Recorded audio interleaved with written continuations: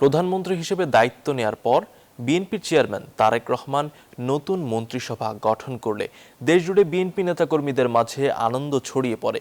বিভিন্ন জেলায় আনন্দ মিছিল, সমাবেশ ও মিষ্টি বিতরণের মাধ্যমে নেতাকর্মীরা প্রতিক্রিয়া জানান এবং প্রধানমন্ত্রীকে অভিনন্দন জানান।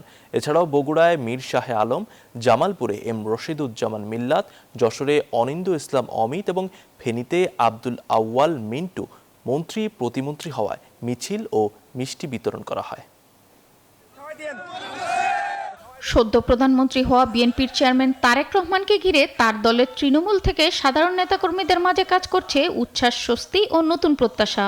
বিভিন্ন জেলার সমাবেশ, মিছিল ও মিষ্টি বিতরণের মাধ্যমে সমর্থকরা কৃতজ্ঞতা ও সমর্থন প্রকাশ করছেন।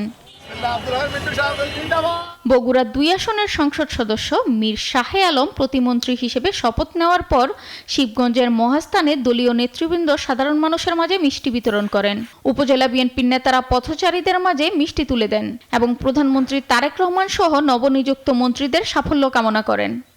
ভালো মানুষ, এলাকার প্রচুর উন্নয়ন কাজ করবে। জামালপুর 1 আসনের সংসদ সদস্য এম রশিদুজ্জামান মিল্লাত বেসামরিক বিমান পরিবহন ও পর্যটন প্রতিমন্ত্রীর দায়িত্ব পাওয়ার পর জেলা শহরে আনন্দ মিছিল বের হয়। হট আর সুইটনেসের পারফেক্ট ব্যালেন্সে যে কোনো স্ন্যাক্সের আসল মজা আনে রুচি হট টমেটো সস। তমালতলা মোড় থেকে শুরু হওয়া মিছিলটি প্রধান সড়ক প্রদক্ষিণ করে শেষ হয়। নেতারা বলেন, প্রধানমন্ত্রী তারেক রহমানের আস্থার প্রতিফলন হিসেবে এই দায়িত্ব প্রদান করা হয়েছে এবং তার নেতৃত্বে উন্নয়ন কার্যক্রম আরও গতিশীল হবে। মিল্লাতের ধারায় যেন জামালপুরবাসীকে উন্নয়ন হয়। যশোর 3 আসনের সংসদ সদস্য অনিন্দ্য ইসলাম অমিত বিদ্যুৎ, জ্বালানি ও খনিজ সম্পদ প্রতিমন্ত্রী নিযুক্ত হওয়ায় যশোরে আনন্দ সমাবেশ অনুষ্ঠিত হয়।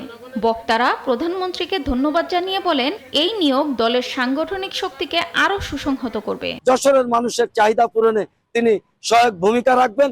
এদিকে ফেনীর দাগনভূঞা বিএনপির কেন্দ্রীয় ভাইস চেয়ারম্যান আব্দুল আউয়াল মিন্টুর মন্ত্রিসভায় অন্তর্ভুক্ত হওয়ায় বিভিন্ন স্থানে মিষ্টি বিতরণ ও স্লোগান দেওয়া হয়। স্থানীয় নেতারা এটিকে দাগনভূঞাবাসীর জন্য গর্বের বিষয় বলে উল্লেখ করেন এবং প্রধানমন্ত্রী তারেক রহমানের প্রতি কৃতজ্ঞতা প্রকাশ করেন। জনাব তারেক রহমানকে আমরা ধন্যবাদ জানাচ্ছি।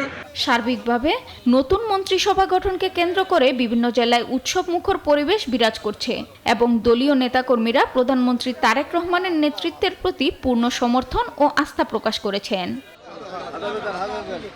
Desk report, news 24।